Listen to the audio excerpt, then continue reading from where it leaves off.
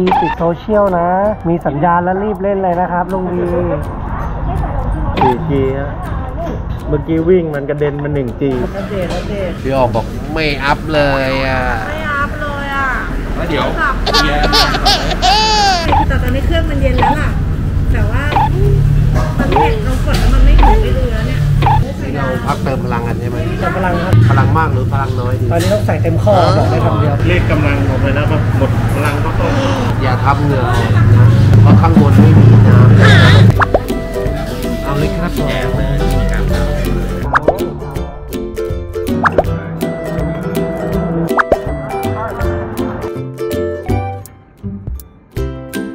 เราจะมุ่งหน้าไปที่ลานกลางเต็นท์ UFO ระยะเวลาการไปนี่กี่นาทีกี่ชั่วโมงมันเป็นทางเขาด้วยก็น่าจะไม่เกิน2 ชั่วโมงเดี๋ยวเราก็จะไปออกแก่งคอยเลยปกติถนนเส้นนี้ก็คือถนนที่ไปออกแก่งคอยมาจากแยกบ้านนาการลงมาในที่นะครับมั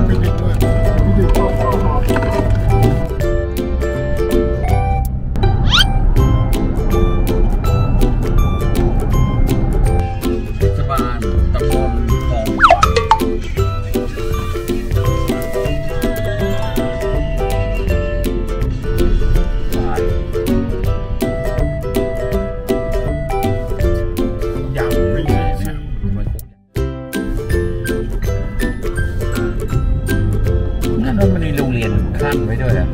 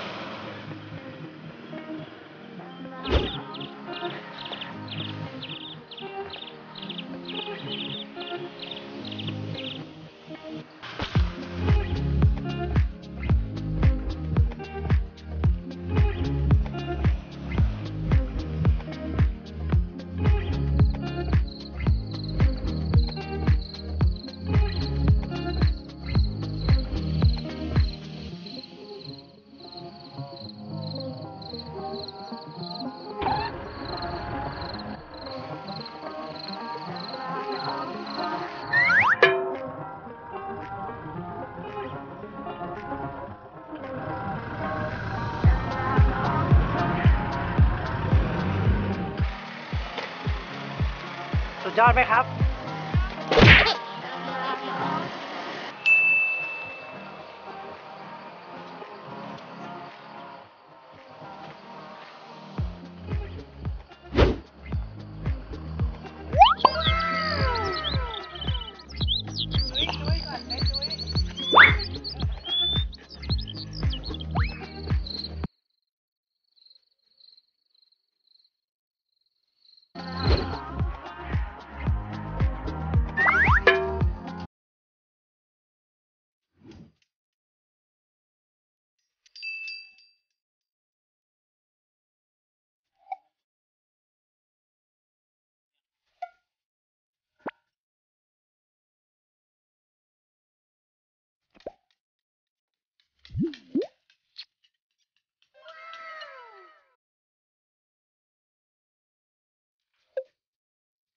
ตรงที่ครับผมได้โลเคชั่นที่เหมาะสมแล้วใช่ไหมครับตรงนี้ดีสุดเพราะว่ามีแต่เราแล้วเราก็เห็นวิวอ่างเก็บน้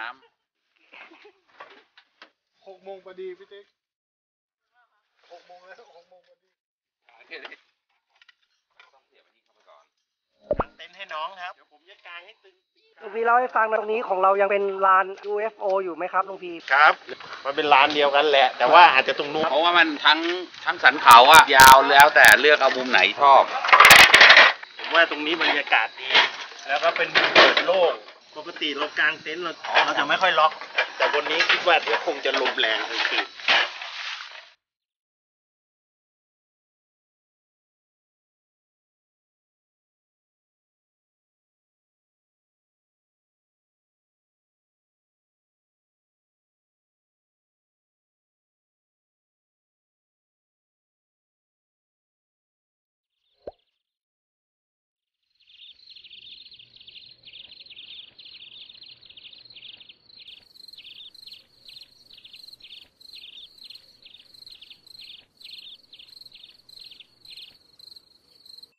ขึ้นเล่นอะไรบนนั้นครับลุง ตกแต่งหน่อยตกแต่ง แต่นะครับ หาทิศทางเปิดรับอากาศ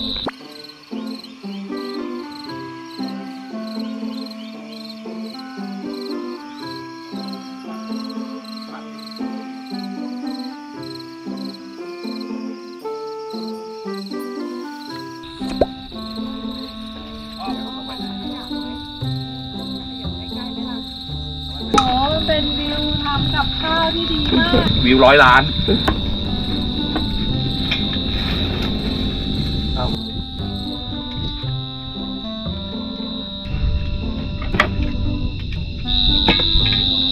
น้อยหนาผสมกิมจิได้ไหมลูกอันน้อยหนามาช่วยทำผสมกิมจิผักเยอะมากค่ะน้อยหนาเอาช้อนปาดลง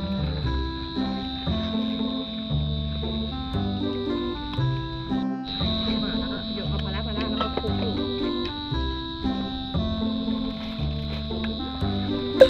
เราวัตถุดิบที่อยู่ในตู้เย็นที่บ้านเราทั้งหมดเดี๋ยวมาเราก็มากินนะ อันนี้ขอเลยไหมกระบังเนี่ย เอาไปเลยลิ้น ดูข้าวอยู่แล้วก็ทำให้มันไฟมันบาลานซ์ตอนนี้มันได้แล้ว เดี๋ยวสักพักที เอาไว้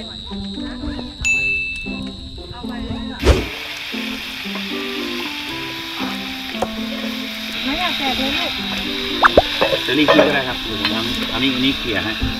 นี่ ด้านอะไรอ่ะ น้ำมันอ่ะที่คิดว่าอะไร น้ำมันมะกอก ไว้ตรงนี้แล้วก็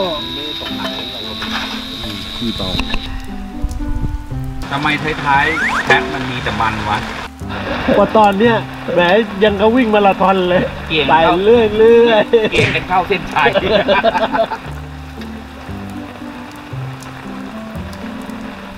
่ยถ้าไม่มีเสาเนี่ยมันมีติดหลุดลมเงี้ยยกนะ หลังเปียกหลังเปียก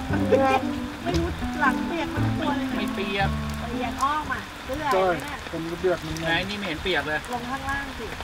เปียกไหมเปียกไหม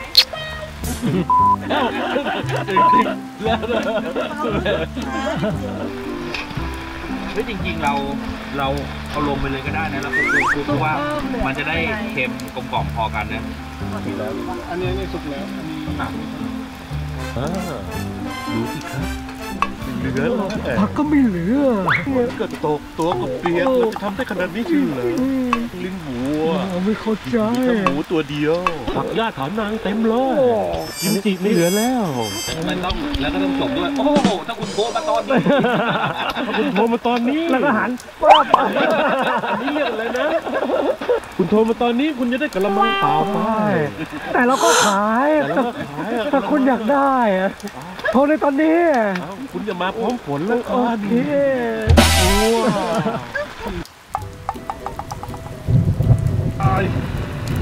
เหมือนแบบทดสอบไปได้ว่าเราจะ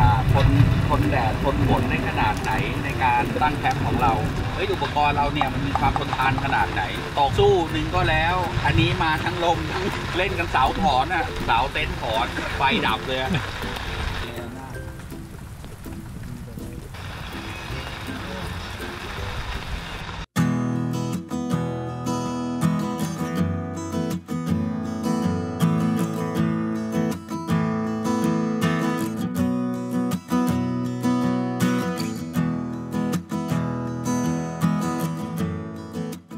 ทำให้ลูกหุงข้าวไหมเนี่ย ข้าวเหลือหน่อยนึง น่าจะมีหุงบ้างนะเพราะว่ามันก็มีคนกินข้าวติดกับตัว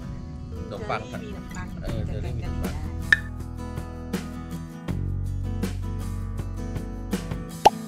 เคยเห็นไหมทำแบบนี้ ครับ ไม่ต้องถามนะครับ Omelette special or scrambled egg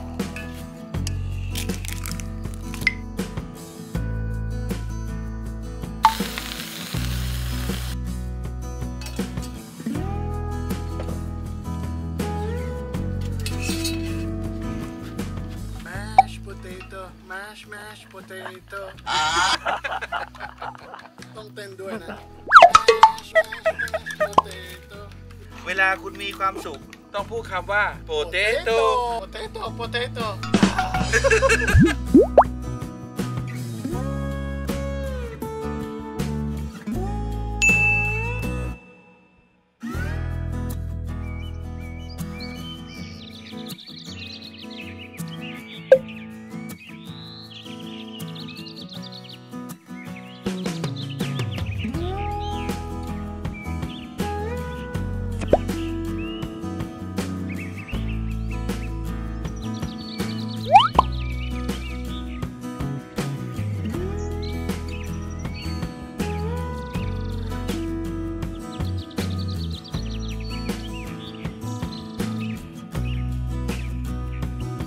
หอมมาก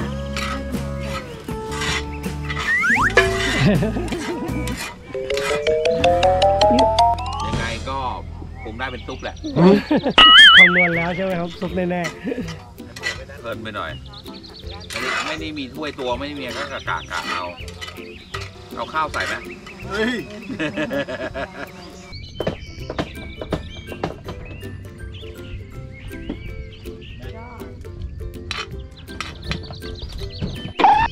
เห็ดเออรินจิ กับหลายๆอย่างที่ผสมกัน ใช่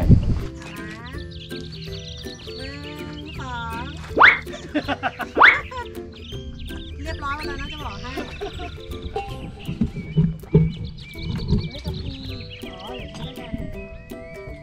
เดี๋ยวเราใช้ช้อนกลางนะ ช้อน1 คันกิน 8 คน ๆช้อนกลาง ช้อนกลาง อ้าวใครเอาข้าวตักเลยดีกว่าใคร ใคร กิน อยากกินใครกินอะไรกิน เฮ้ยออมเล็ตเรายังไม่ได้กินเลยโอ้ยทำไมหมดเลยจังวะใครเนี่ยสุดยอดเนี่ย ขายดี นี่ก็เป็นเหนียว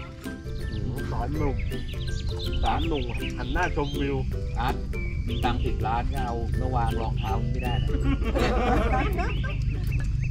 สมัยก่อนทำไมเราไม่มาแบบนี้มันนะไม่รู้ ไม่มี GPS คงมาไม่ถูกอะ พี่เคยมาเขาเรียก วิวแบบเดียวกันไหม ต้นไม้อย่างนี้เหมือน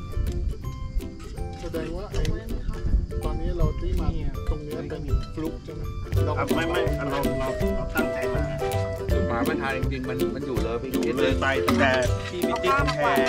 ว่ามันคงมากางเต็นท์ตรงเนี้ยแต่มันเข้าไปถึงตรงนั้นแล้ว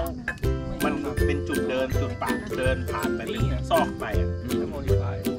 เพราะมันเดินทะลุไงมันเป็นเส้นเดิน มีพ่อครัวเรานะครับก็จะเตรียมเก็บ ของ ทำด้วยเก็บด้วย นักเลงพอ อันนี้ล้างพวกจานชามช้อนนี่เขียงแล้วก็หม้อข้าว อันนี้พวกเครื่องปรุงของแห้ง อันนี้ก็จะเป็นพวกแก๊สแล้วก็พวกถุงขยะต่างๆ เรามาเที่ยวแล้วเราก็ต้องเก็บขยะลงไปด้วยนะครับไม่ทิ้งขยะไว้